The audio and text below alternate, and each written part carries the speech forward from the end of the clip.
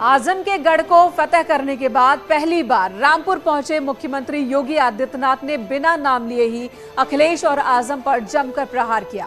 सबसे पहले सीएम योगी ने लोकसभा उपचुनाव में कमल खिलाने के लिए रामपुर की जनता का धन्यवाद किया और विकास को रफ्तार देने का भरोसा दिलाया। 22 परियोजनाओं का उद्घाटन और शिलान्यास कर रामपुर को बड़ी सौगात दी और ये बताने की कोशिश की कि डबल इंजन की सरकार की प्राथमिकता बिना किसी भेदभाव के सिर्फ विकास करना है। लेकिन इसी दौरान सीएम योगी ने बिना नाम लिए ही आजम खां की दुर्गति का जिक्र किया। उन्होंने कहा कि जिन्होंने रामपुर के विकास की गति को रोका, आज उनकी दुर्गति हो रही है। साथ ही अखिलेश सरकार के कार्यकाल की याद भी दिलाई, जिसमें उन्होंने उस समय रामपुरी के गलत हाथ में होने का जिक्र किया। तो कुल मिलाकर आजम के घर में रामपुर में योगी की हुंकार कि हर हाल में विकास की योजनाएं अब रामपुर में बिना भेदभाव के आएंगी, इनको कोई रोक नहीं सकता है। आजम पर निशाना दुर्गति वाला वार, जिसने विकास के पहिए को थामने का कार्य किया और अंततः उसकी दुर्गति उन्हें भुगतनी भी पड़ रही है। विपक्ष पर योगी का रामपुरी से प्रहार। पिछली सरकारें किस प्रकार का कार्य करती थी? स्वयं के हितों के लिए योजनाएं बनती थी, पैसा सरकार का, लेकिन अपने स्वयं के स्वार्थ से उबर करके कोई भी कार्य नहीं हो पाता था। सरकार का पैसा किसने किया अपना विकास? गलत लोगों के हाथों में रामपुरी चाकू पड़ा था, उन्होंने इसे शोषण का जरिया और व्यक्तिगत स्वार्थ का अड्डा बना दिया था। अखिलेश आजम पर बिना नाम लिए निशाना। किन्होंने रामपुर को लूटा, किस तरह से लूटा और उसके विरुद्ध क्या कार्रवाई हो रही है, वो मुख्यमंत्री हैं बतावें। अभी नरोवा कुंजरोवा में बोलना, इशारों इशारों में बोलना, मुझे लगता है कि यह भारतीय राजनीति में उचित नहीं। डबल इंजन सरकार, रामपुर में विकास की बयार। सबसे बड़ा वरदान तो जौहर यूनिवर्सिटी था। मुख्यमंत्री योगी जी ने आपने उस विश्वविद्यालय को तबाह बर्बाद करके आपने कूड़े का ढेर बना दिया।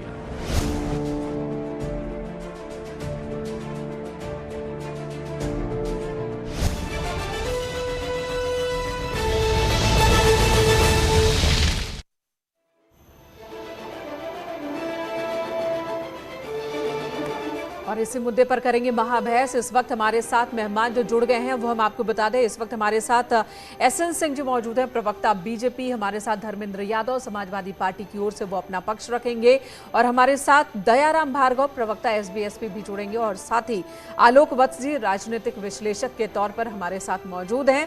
शुरुआत सबसे पहले एसएन सिंह साहब आपसे ही करते हैं। आज सीएम योगी आदित्यनाथ को हमने सुना, जब वो रामपुर में लोकसभा बाई इलेक्शन होना था तब पहुंचे थे, तब भी सुना था उन्होंने कहा था रामपुरी चाकू हमारे हाथों में दीजिए, गलत हाथ में रहा, गलत इस्तेमाल हुआ, जनता ने पकड़ा दिया। लेकिन समाजवादी पार्टी का कहना है कि जौहर यूनिवर्सिटी जो समाजवादी पार्टी की देन थी, उसे अब कबाड़ बना दिया है आपने। देखिए, जहां पे खून की नदियां बहाने के लिए नारे दिए जाते थे, वहां दूध की नदियां नहाने की बात हो रही है, दूध की नदियां बहाने की बात हो रही है। और मैं तो ये कह रहा हूँ, गांव में एक कहावत होती थी कि जो गड्ढा दूसरे के लिए खोदा जाता है, एक दिन आदमी उसी में गिर जाता है। और रामपुर में भी वही हुआ। वहां के लोग, जो वहां का विकास था, उसको रोकने का जो कार्य जिस बंधनों के द्वारा किया गया था, रामपुर के लोगों ने उसी रामपुरी चाकू से उसको काट दिया और विकास को अपना लिया। आज देखिए, रामपुर में 72 करोड़ की परियोजनाओं का शिलान्यास हो रहा है। वहाँ फूड प्रोसेसिंग पार्क बनने जा रहा है, वहाँ मेगा प्रोसेसिंग पार्क बनने जा रहा है, वहाँ इंडस्ट्री डेवलपमेंट होने जा रहा है। और जिन स्कूल कॉलेजों को, जिन निजी संस्थाओं में 30 सेकंड खत्म, दोबारा आऊंगी आपके पास। आलोक वत्स जी हमारे साथ मौजूद हैं। इससे पहले कि दूसरे राजनीतिक दलों के गेस्ट जुड़े, आलोक वत्स से आपसे जानना चाहूंगी, रामपुर में क्या बदलाव हुआ है? सीएम दावा कर रहे हैं बीते 8 महीने में 5000 लोगों को नौकरी मिली है। देखिए, ये आंकड़े जो चीफ मिनिस्टर ने दिए हैं, उसको तो एक तरीके से जांचना पड़ेगा कि वो 5000 है या नहीं है। लेकिन जब उन्होंने कहा है तो 100% सही होना चाहिए। लेकिन एक बात जरूर है कि आज वहां पहुंचकर जिस तरीके से उन्होंने 22 परियोजनाओं का अनाउंस किया है और 72 करोड़ रुपए की लागत से उसको बनाने का, इस तरीके की डेवलपमेंट कभी रामपुर में हुई नहीं। जो हो भी रही थी वो सब पर्सनल इंटरेस्ट में हो रही ठीक है, थी। चाहे तो आप गौहर भी यही यूनिवर्सिटी मान हो, रहे हैं कि पर्सनल इंटरेस्ट में डेवलपमेंट का काम ज्यादा हो रहा था पिछली सरकारों की ओर से, ना कि रामपुर के लोगों के जमीन लिए को है, ध्वस्त और किया जिसका गया। नतीजा है कि रामपुर के लोगों ने इस बार मैंडेट दिया बाई इलेक्शन के दौरान। अब एसएन जी, ये बात जाहिर सी बात है कि आपको सूट करेगी तो आपको ये पसंद भी आएगी, लेकिन समाजवादी पार्टी की ओर से गंभीर आरोप लगाए जा रहे हैं। उनका कहना है कि अगर बीते 8 महीने में आप 5,000 नौकरी दे सकते हैं तो पहले क्यों नहीं दे रहे थे? क्या आप सांसद बदलने का इंतजार कर रहे थे? और ये मान के चल रहे थे कि सिर्फ यहाँ पे रामपुर में एक ऐसे व्यक्ति हैं जिनका विकास हो जाएगा, पूरा रामपुर का विकास हो जाएगा। जब हमारे जनप्रतिनिधि वहां जाने लगे तो सब लोगों ने कहा कि रामपुर की पहचान एक व्यक्ति से थोड़े ना, रामपुर की पहचान तो जब रामपुर का विकास होगा तभी होगा।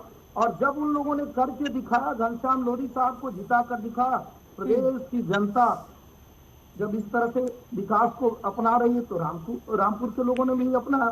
ठीक तो है। रिटर्न गिफ्ट के रूप में आदरणीय मुख्यमंत्री जी आज रामपुर के लोगों को ये सौगात देने गए थे। और मैं आपको भरोसा दिलाता हूँ कि जो सबसे ज्यादा कहीं अगर गौकसी भी होती थी और वहां अगर दूध की नदियां बहने जा रही हैं तो ये बहुत खुशी की बात। ठीक है आलोक वत्स जी, एक बड़ी बात मुख्यमंत्री ने यहां से कही है और संकेत भी 2024 को लेकर भी ये संकेत है कि रामपुर जहां पर सेंधमारी बीजेपी की ओर से इस बार की गई है बाई इलेक्शन में, तो इसे बहुत गंभीरता से ले रही है पार्टी। और बार बार ये जिक्र करना कि आजम खां उन्होंने, उनकी सरकार ने गलत किया, उसकी दुर्गति वो भुगत रहे हैं, इसका कितना इम्पैक्ट आगे आप देख रहे हैं? निकाय चुनाव भी होने हैं अभी, उसके बाद लोकसभा चुनाव भी आना है। देखिए इसका कितना इम्पैक्ट होगा ये तो वक्त बताएगा, लेकिन जिस तरीके से मुख्यमंत्री ने वहां परियोजनाओं की बौछार की है उससे लगता है कि जो एक भ्रम था कि हिंदू, क्योंकि वो मुस्लिम बाहुल क्षेत्र है, ये शुरू से माना जा रहा है, तो इस तरीके का भेदभाव नहीं है। समभाव के तहत सभी लोगों के विकास के लिए वहाँ पुलें बन रही हैं, वहाँ गर्ल्स हॉस्टल बन रहे हैं, वहाँ अग्निशामक यंत्रों का विस्तार हो रहा है, पुलें बन रही हैं, मंदिरों का जीर्णोद्धार हो रहा है पर्यटन के हिसाब से। तो लगता है कि वहाँ का एक व्यापक अगर उठाव होगा तो इससे वहाँ के सारी जनता को लाभ होगा और ये भ्रम, ये मिथ्या टूटेगा